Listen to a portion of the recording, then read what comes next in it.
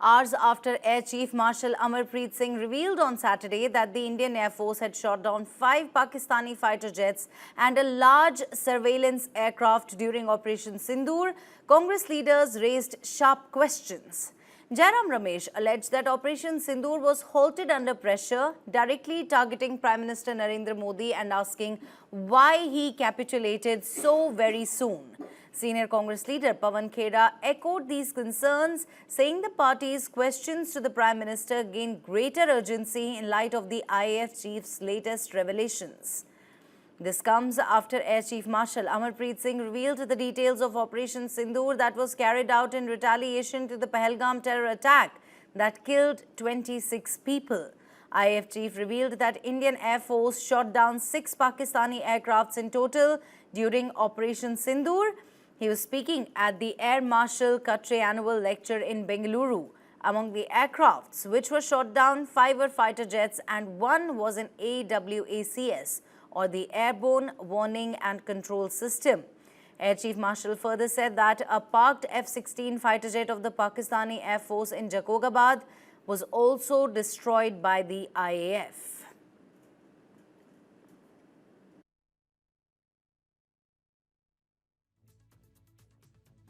That is Shahbaz, their Jacobabad airfield, one of them, again, a major airfield that was attacked. And here there's an F-16 hangar, which you can see here. And here, this is the photograph again from open source, from one of their earlier picture of the same hangar. And here, that hangar, which is one half of the hangar is gone. And I'm sure there were some aircraft inside which have got damaged there. So if I can just sum it up, what we were able to get there at least 2 command and control centers in like Murid and Chaklala that I have shown you one of the pictures. At least 6 radars, some of them big, some of them small. 2 SAGW system that is in Lahore and Okara. Then of course runway at Sargoda and Rahimia Khan. 3 hangars that we attacked. One was, of course, Sukur, the UAV hangar, the Bholari hangar of AEWNC, and Jacobabad, the F-16 hangar. And we have indication of at least 1 AEWNC in that AEWC hangar, and a few F-16s which were under maintenance there. Apart from these, the SAGW systems, mostly from, I'm talking about fighter aircraft, are from S-400. We have at least 5 fighters confirmed kills and 1 large aircraft, which could be either an Elint aircraft or an AWNC aircraft, which was taken out at a distance of about 300 kilometers. This is the actually largest ever recorded surface-to-air kill that we can talk about. He noted that the accuracy of the damage caused by the Indian attack was calculated through satellite images. The IAF chief said that they have confirmed intelligence of terrorists being killed in Indian strikes. In a rather striking statement, Air Chief Marshal said, "We were precise and went deep inside." Take a listen. Something similar. I have a slide on that. You see here, in Balakot also, we had similar, this pinpricks being seen from the satellite pictures. And here in this building also, we see a similar kind of impact point. And in Balakot, we could not get anything from inside, and it became a big issue, trying to tell our own people, unfortunately our own people, as to what we have been able to achieve. We had intelligence of what has gone on inside. We had intelligence of, a human kind of intelligence, where we had very clear picture of inside in terms of there's been huge damage. There have been so many terrorists which have been utilized. But we could not convince our own people that, look, we have achieved that. But this time, again, a thing like this would have given us the same problem. But we were lucky, and we got these videos on the open. This is the same building from inside. You see the amount of damage that it has created, because all these penetration weapons, the sound is from that video. So they cause this kind of damage. Whereas from outside, you get a feeling as if it's just a small hole. So I'm very happy that this time we were able to, take care of that ghost of Balakot, that we were able to tell the world what we have achieved. Interestingly, Congress leader Rahul Gandhi had claimed in the Lok Sabha that the government had tied the hands of the armed forces during Operation Sindoor. Now, to that claim, Air Chief Marshal has debunked it by saying that we had complete freedom and there were no restrictions.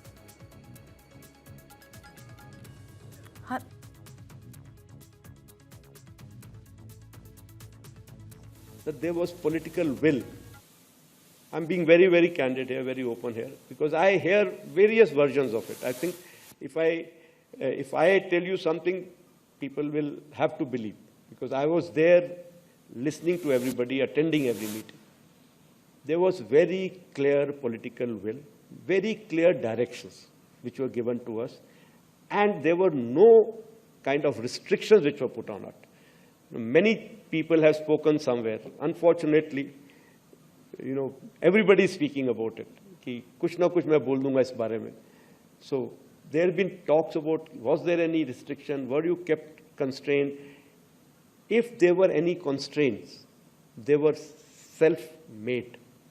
We, the forces, decided what will be our rules of engagement.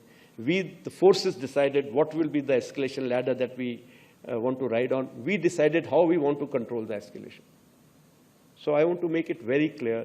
There were no, I repeat, no restrictions on us. Full freedom was given to us to plan and execute. I must say that, that our attacks have been calibrated because we wanted to be mature about it. This is the first time the Indian Air Force has disclosed details of the damages inflicted to its Pakistani counterpart. We have, in fact, some expert reactions also coming in. Let's quickly take a listen. Take the mind back to 2008, when 26/11 took place. Wasn't Indian Armed Forces ready to strike the hideouts? So why was the Indian Air Force prohibited to undertake that mission? It is because of the lack of political will, lack of political strength and stability. In 2025, the political stability is there, the mandate is there, the political will has been validated and it has been corroborated, it has been reinforced. After Uri was Balakot, after Balakot is Pahalgam. Repeatedly, it has been reinforced with due conviction and confidence. Here is a resurgent India which is actually calling the shot. Where is the question of doubting the leadership and the willpower? The next point that comes is, people must understand that we keep talking about many terminologies, many issues. This Operation Sindoor is predominated by one factor, and that is called as dominance of the escalatory matrix. When General Mestian and General Sanjay Soy were making the point that exit from entry into a conflict and exit from a conflict. How to terminate the conflict is the biggest question today. Russia and Ukraine, the thing has been hanging fire for past 3.5 to 4 years now. Same is the case with Netanyahu in Iran. They don't know how to terminate the offensive.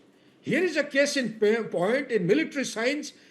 I was traveling, I was not in the country. I am in touch with many important centers of excellence.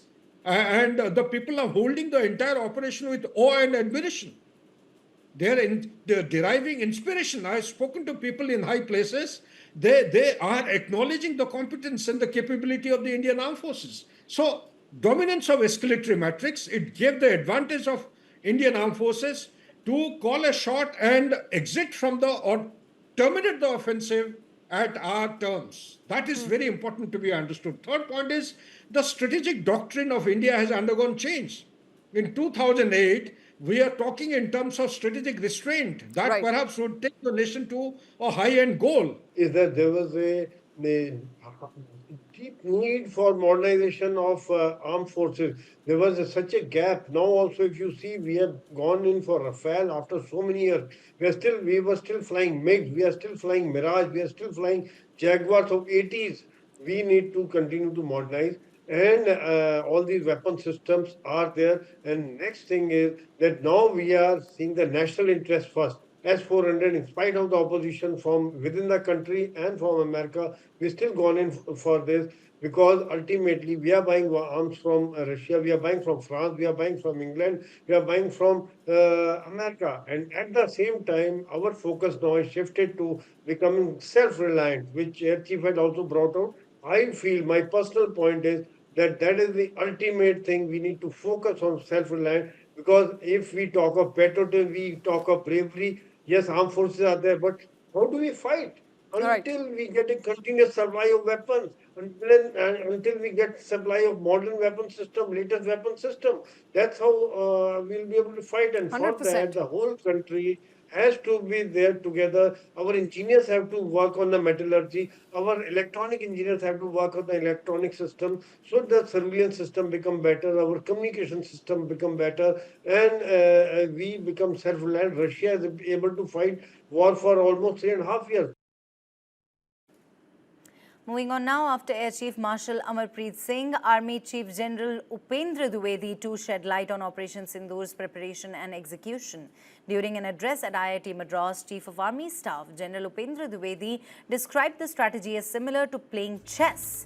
He said Operation Sindoor operated in a grey zone, unpredictable and just short of a full conventional military engagement. General Dwivedi said planning began on the 23rd of April when three services chiefs and the Defence Minister Rajnath Singh agreed that decisive action was needed. Army Chief stated that by April 25th, the Northern Command had already prepared and executed strikes on 7 high-value targets out of 9 planned, eliminating several terrorists. He said that Operation Sindoor was different from earlier missions such as Uri and Balakot. General Upendra Dwivedi noted that Operation Sindoor went wide and deep, striking further into enemy territory, what he described as the heartland, and targeted critical assets codenamed Nursery and Masters.